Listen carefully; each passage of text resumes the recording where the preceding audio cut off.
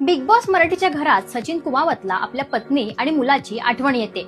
घरातील एका संवादादरम्यान सचिन करण सोनावणेसोबत बोलताना भावूक झालेला दिसला.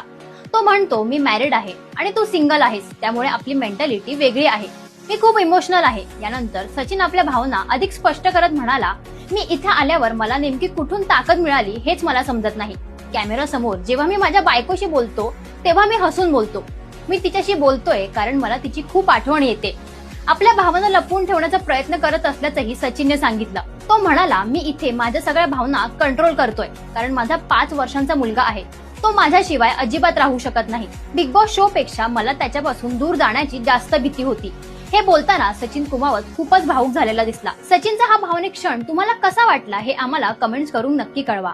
आणि बिग बॉस मराठीच्या अशाच अपडेटसाठी इट्स मज्जा मराठीला नक्की फॉलो करा. आणि big boss Marathi season 6 colours Marathi आणि जिओ हॉटस्टारवर पाहायला विसरू नका.